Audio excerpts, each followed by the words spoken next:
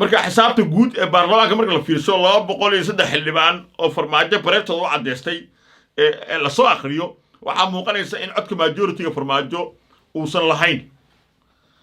waana sababta la leeyahay farmaajo guddoonka baarlamaanka kuma guulaysan doono iskaba daa inuu damaaciyo oo ka hadlo inuu sharax madaxweyne Soomaaliya waxa kale oo cad farmaajo haddii la gaaro xilliga doorashada madaxweynaha Soomaaliya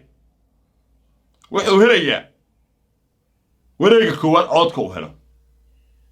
anigu qiyaasteedu waxay tahay haddii farmaajo uu dagaalamo uu dadaalo 73 xildhibaan ka badan helmayo maanta ay taariikhdu tahay 20ka bisha abriilna waxaa mudan in dadka ay sii diiwaan geliyaan codkayga oo ay meel sii dhigtaan si ay u qiimeeyaan saadaashiida laakiin waxaa soo baxay war sheegaya in ra'iisul wasaare maxamed xuseen rooble uu sharaxay madaxweynaha Soomaaliya bismillaahir rahmaanir rahiim madaxweynaha Puntland Saciid Cabdullaahi Dani oo horay waxaad ugu maray inuu kursiga madaxweynimada dhaafsiin doono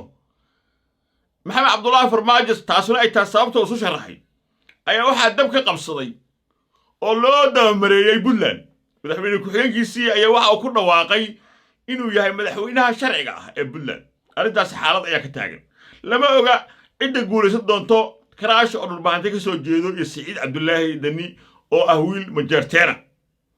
hase yeeshee arrintii ugu weyn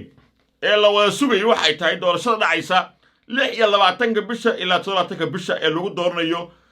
guddoonka aqalka sare iyo guddoonka golaha shacabka taasi waa maalin la wada sugayo oo qof kasta uu tijaabi doono awoodda uu leeyahay farmaajo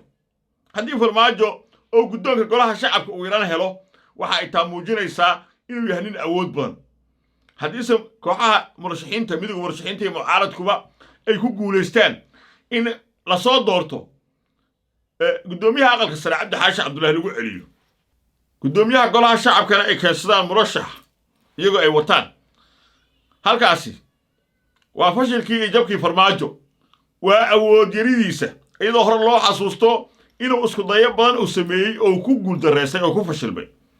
sida inuu ku dhawaaqay in ra'iisul wasaare maxamed xuseen rooble uu xil ka qaadi karin agaasimihii sirdoonka nabadgelyada Fahad Yaasiin Xaaji Daahir oo guushay ku raacday rooble sida inuu ku dhawaaqay in wasiirkii amniga xundubeeyo kale uusan rooble xilka ka qaadi karin taasi oo ku dhamaatay guuldarro iyadoo la qaatay wasiirkii uu magacaabay rooble sida inuu ku dhawaaqay in ra'iisul wasaare rooble awoodiisa dhimay isagoo ku guuldareystay isagoo ku dhawaaqay inuu shaqada ka joojiyo ra'iisul wasaare rooble isagoo ku guuldareystay isagoo ku dhawaaqay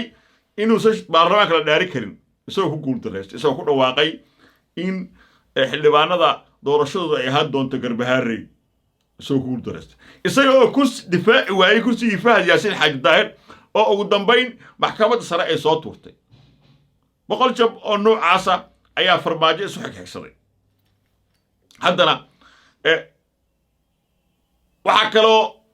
qiimayn mudan dadkuna xeelarayaashu ay leeyihiin waa arrin iska cad markii uu farmaajo ku dhawaaqay in xildhibaanada aysan aadi karin dhaarin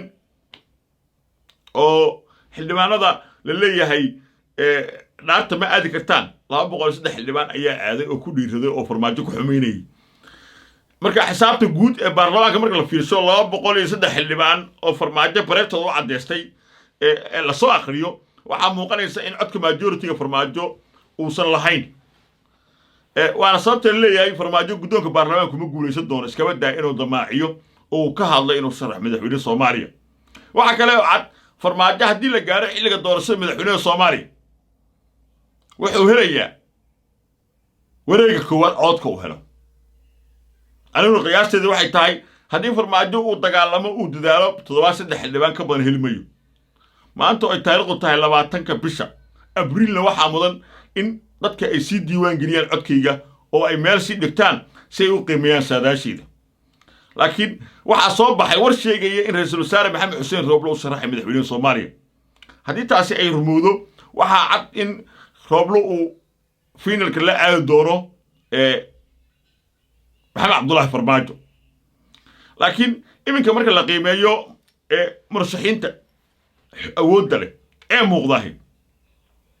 waxa ugu waaweyn waa farmaajo waa Saciid Cabdullaahi Dani waa Shariif Sheekh Axmed waa Xasan Sheekh Maxamuud waa Xasan Cali Khayre shantaas murashax ayaa iminka xildhibaano taabacsan oo bareertoodu ay caddahay oo u kaambiin garaynaya oo u dagaalamaya la arkaa rooble haddii uu soo baxo oo ku guulaysto maxamed xuseen rooble inuu iska reebo cabdikariim xuseen guule haddii ku guulaysto weeye wuxuu noqonayaa murashax miisaankiisa leh rooble wuxuu xoog kaga helayaa dhammaan xildhibaanada galmudug ka yimid kuwa habargido dhan wasku raacayaan kuwa direed oo dhanna wasku raacayaan raxaweyntuna cod weyn buu ka helayaa oo miisaan culus leh marka laakiin lama oga inuu soo baxayn kare laakiin siciid cabdulaahi dani ayaa la isweydiinayaa muu og yahay inaysan hawiye rabin beelaha kalena aysan rabin xilligaana aysan macquulba ahayn nin beesha daaru dhashay inuu madaxweynaha Soomaaliya farmaajo ma laga yaabaa in siciid cabdulaahi dani marka uu arko xawaalihiisa iyo xildhibaanada uu helo inuu wareeg koowaad bafiina markuu ogaado codka uu yeeqno helay murashaxiinta oo codkiisu aad u yar yahay waxna u soo biireyn inuu la gidiyo siciid cabdulaahi dani uu farmaajo ku dhawaaqo inuu ka tanaasulay uu ka haray doorashada kadibna codkiisa uu yiraahdo murashax hebel ugu shuba uu murashax kale ku dul sameeyo laga yaabaa dani su'aalo waaweyn wey siciid cabdulaahi dani waxaa si weyn u dhaawacay haddii uu noqon lahaa xitaa murashax cod bana hela wareeg koowaad waa cabdiraxmaan farool iyo kooxdiisa oo shariif sheekh axmed ka aaday uuna og yahay waxyaabaha niijibi faroolna wey waxa kale oo farool iminka ku furmaya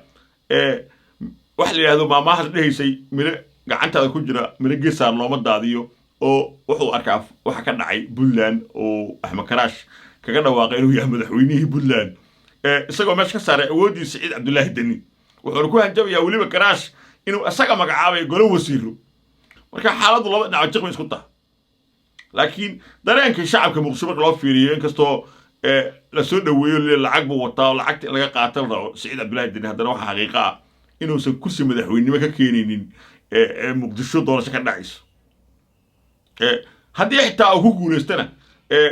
4 sano farmaajo iyo 5 sano oo farmaajo soo jabay uu jabayaa laakiin xilligan xilli nin beesha daaru dhashay oo madaxweyne ka noqon Soomaaliya lama jooga leeyahay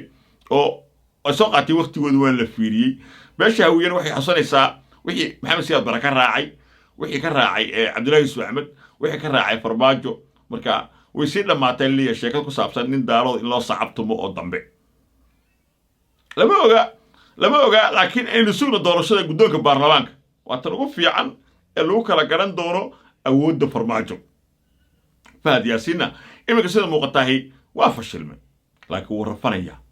rafashiisii ugu dambeysay markuu maxkamadda kusoo hoggaamay waxay kusoo aruurtay inuu yiraahdo dhalinyarada lacag u qaybiyo roob la caayo iyo aniga halay soo amaano wadaar calsow oo la dabashay geedaha umar ruxdeen yaasiso falanqayntii aynu ku egeynay midowga murashaxiinta iyo loolanka adag ee guddoonka baarlamaankana intaa hay noo joogto ha baqayso